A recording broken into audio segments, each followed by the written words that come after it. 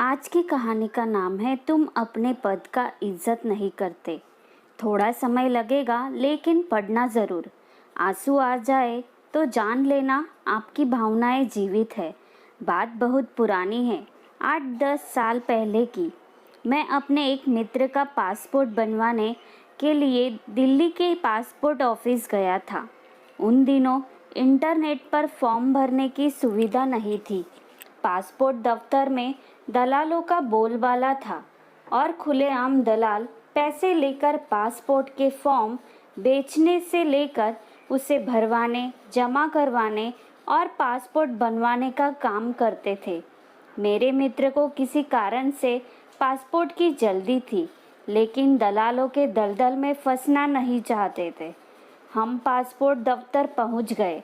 Line में लगकर हमने पासपोर्ट का तत्काल फॉर्म भी ले लिया। पूरा फॉर्म भरने लिया। इस चक्कर में कई घंटे निकल चुके थे और अब हमें किसी तरह पासपोर्ट की फ़ीस जमा करानी थी। हम लाइन में खड़े हुए, लेकिन जैसे ही हमारा नंबर आया, बाबू ने खिड़की बंद कर दी और कहा कि समय ख़त्म हो चुका है, अब कल आइएगा। मैंने उससे मिन्नतें की। उससे कहा कि आज पूरा दिन हमने खर्च किया है और बस अब केवल फ़ीस जमा कराने की बात रह गई है। कृपया फ़ीस ले लीजिए। बाबू बिगड़ गया। कहने लगा, आपने पूरा दिन खर्च कर दिया तो उसके लिए वो जिम्मेदार है क्या? अरे सरकार ज़्यादा लोगों को बहाल करे। मैं तो सुबह से अपना काम ही कर रहा हूँ। मैंने बहुत अनुरोध किया पर वो नहीं माना। उसने कहा कि बस 2 बजे तक का समय है। 2 बज गए, अब कुछ नहीं हो सकता। मैं समझ रहा था कि सुबह से दलालों का काम वो कर रहा था, लेकिन जैसे ही बिना दलाल वाला काम आया, उसने बहाने शुरू कर दिए हैं। पर हम भी अड़े हुए थे कि बिना अपने पद का इस्तेमाल किए और बिना ऊपर से पैसे खिलाए इस काम को अंजाम देना है। मैं ये भी समझ गया था कि अब कल अगर आए तो कल भी पूरा दिन निकल ही जाएगा, क्योंकि दलाल हर खिड़की को घेर कर खड़े रहते हैं और आम आदमी वहां तक पहुंचने में बिल उठता है। खैर, मेरा मित्र बहुत मायूस हुआ और उसने कहा कि चलो अब कल आएंगे। मैंने उसे रोका, कहा कि रुको, एक कोशिश करता हूँ। बाबू अपना थैला लेकर उठ चुका था। मैंने उसको कुछ कहा नहीं, चुपचाप उसके पीछे हो लिया। वो उसी दफ्तर में तीसरी या चौथी मंजिल पर बनी एक कैंटीन में गया। वहाँ उसने अपने थैले से लंच बॉक्स निकाला और धीरे धीरे अकेला खाने लगा। मैं उसके सामने की बेंच पर जाकर बैठ गया। उसने मेरी ओर देखा और बुरा सा मुंह बनाया। मैं उसकी ओर देखकर मुस्कुराया। उससे मैंने पूछा कि रोज़ घर से खाना लाते हो? उसने अनमने से कहा कि हाँ, रोज़ घर से ही लाता हूँ। मैंने कहा कि तुम्हारे पास तो बहुत काम है, रोज़ बहुत से नए नए लोगों से मिलते होगे। वो पता नहीं क्या समझा और कहने लगा कि हाँ, मैं तो एक से एक बड़े अधिकारियों से मिलता हूँ। कई आईएएस, आईपीएस, विधायक और न जाने कौन कौन रोज़ यहाँ आते हैं। मेरी कुर्सी के सामने बड़े बड़े लोग इंतज़ार करते हैं। मैंने बहुत गौर से देखा। ऐसा कहते हुए उसके चेहरे पर अहम का भाव था। मैं चुपचाप उसे सुनता रहा। फिर मैंने उससे पूछा कि एक रोटी तुम्हारी प्लेट से मैं भी खा लूँ? वो समझ नहीं पाया कि मैं क्या कर रहा हूँ। उसने बस हाँ में सिर हिला दिया। मैंने एक रोटी उसकी प्लेट से उठा ली और सब्जी के साथ खाने लगा। वो चुपचाप मुझे देखता रहा। मैंने उसके खाने की तरफ की तारीफ़ की और कहा कि तुम्हारी पत्नी बहुत अच्छी स्वादिष्ट खाना पकाती है। वो चुप रहा। मैंने फिर उसे कुरेदा, तुम बहुत महत्वपूर्ण सीट पर बैठे हो, बड़े बड़े लोग तुम्हारे पास आते हैं, तो क्या तुम अपनी कुर्सी की इज्जत करते हो? अब वो चौंका। उसने मेरी ओर देखकर पूछा कि इज्जत मतलब? मैंने कहा कि तुम बहुत भाग्यशाली हो, तुम्हें इतनी महत्वपूर्ण जिम्मेदारी मिली है। तुम न जाने कितने बड़े बड़े अफसरों से डील करते हो, लेकिन तुम अपने पद की इज्जत नहीं करते। उसने मुझसे पूछा कि ऐसा कैसे कहा आपने। मैंने कहा कि जो काम दिया गया है उसकी इज्जत करते तो तुम इस तरह रूखे व्यवहार वाले नहीं होते। देखो, तुम्हारा कोई दोस्त भी नहीं है, तुम दफ्तर की कैंटीन में अकेला खाना खाते हो, अपनी कुर्सी पर भी मायूस होकर बैठे रहते हो, लोगों का होता हुआ काम पूरा करने की जगह अटकाने की कोशिश करते हो। मान लो कोई एकदम 2 बजे ही तुम्हारे काउंटर पर पहुंचा तो तुमने इस बात का लिहाज तक नहीं किया कि वो सुबह से लाइन में खड़ा रहा होगा और तुमने फटाक से खिड़की बंद कर दी। जब मैंने तुमसे अनुरोध किया तो तुमने कहा कि सरकार से कहो कि ज़्यादा लोगों को बहाल करे। मान लो मैं सरकार से कहकर और लोग बहाल करा लूँ तो तुम्हारी अहमियत घट नहीं जाएगी। हो सकता है तुमसे ये काम ही ले लिया जाए। फिर तुम कैसे आईएएस, आईपीए और विधायकों से मिलोगे?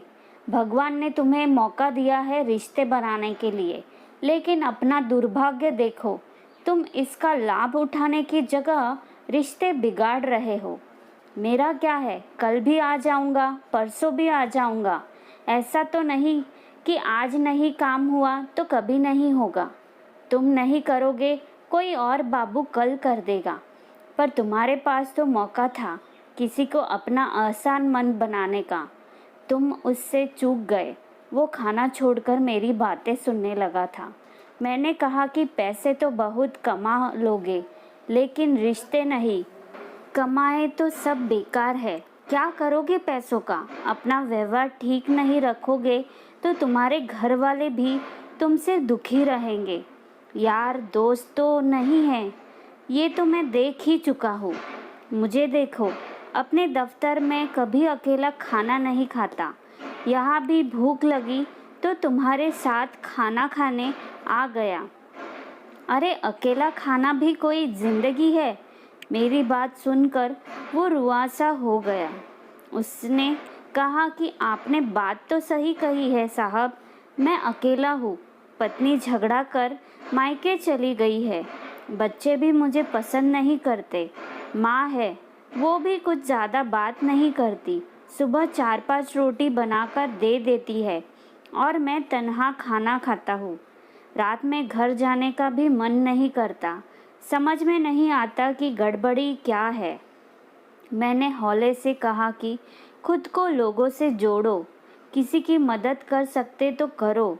देखो, मैं यहाँ अपने दोस्त के पासपोर्ट के लिए आया हूँ। मेरे पास तो पासपोर्ट है। मैंने दोस्त की खातिर तुम्हारी मिन्नतें की निस्वार्थ भाव से, इसलिए मेरे पास दोस्त है, तुम्हारे पास नहीं है। वो उठा और उसने मुझसे कहा कि आप मेरी खिड़की पर पहुँचो, मैं आज ही फॉर्म जमा करूँगा। मैं नीचे गया, उसने फॉर्म जमा कर लिया, फीस ले ली और हफ्ते भर में पासपोर्ट बन गया। बाबू ने मुझसे मेरा नंबर मांगा। मैंने अपना मोबाइल नंबर उसे दे दिया और चला आया। कल दिवाली पर मेरे पास बहुत से फ़ोन आए। मैंने करीब करीब सारे नंबर उठाए, सबको हैप्पी दिवाली बोला। उसी में से एक नंबर से फ़ोन आया। रविंद्र कुमार चौधरी बोल रहा हूँ साहब। मैं एकदम नहीं पहचान सका। उसने कहा कि कई साल पहले आप हमारे पास अपने दोस्त के पासपोर्ट के लिए आए थे और आपने मेरे साथ रोटी भी खाई थी। आपने कहा था कि पैसे की जगह रिश्ते बनाओ। मुझे एकदम याद आ गया। मैंने कहा, हाँ जी चौधरी साहब, कैसे हैं? उसने खुश होकर कहा, साहब आप उस दिन चले गए, फिर मैं बहुत सोचता रहा। मुझे लगा कि पैसे तो सचमुच बहुत लोग दे जाते हैं, लेकिन साथ खाना खाने वाला कोई नहीं मिलता। सब अपने में व्यस्त है। मैं साहब अगले ही दिन पत्नी के मायके गया। बहुत मिन्नतें कर उसे घर लाया। वो मान ही नहीं रही थी। वो खाना खाने बैठी तो मैंने उसकी प्लेट से एक रोटी उठा ली। कहा कि साथ खिलाओगी? वो हैरान थी, रोने लगी। मेरे साथ चली आई। बच्चे भी साथ चले आए। साहब अब मैं पैसे नहीं कमाता, रिश्ते कमाता हूँ। जो आता है उसका काम कर देता हूँ। साहब, आज आपको हैप्पी दिवाली बोलने के लिए फ़ोन किया है। अगले महीने बिटिया की शादी है, आपको आना है। अपना पता भेज दीजिएगा, मैं और मेरी पत्नी आपके पास आएंगे। मेरी पत्नी ने मुझसे पूछा था कि ये पासपोर्ट दफ्तर में रिश्ते कमाना कहाँ से सीखे, तो मैंने पूरी कहानी बताई थी। आप किसी से नहीं मिले, लेकिन मेरे घर में आपने रिश्ता जोड़ लिया है।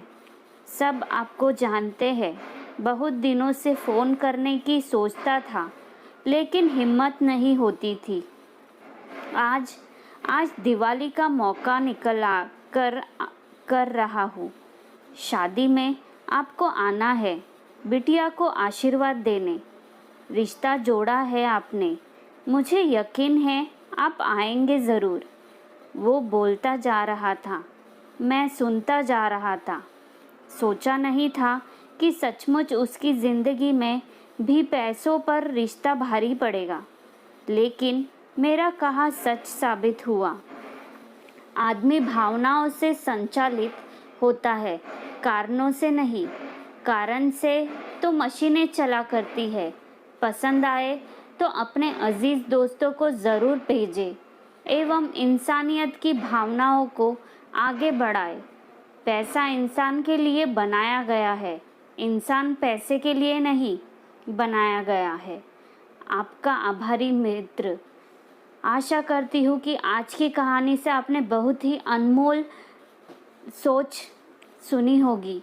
तो अगर आज की कहानी आपको अच्छी लगी है तो चैनल को सब्सक्राइब ज़रूर कीजिएगा। धन्यवाद।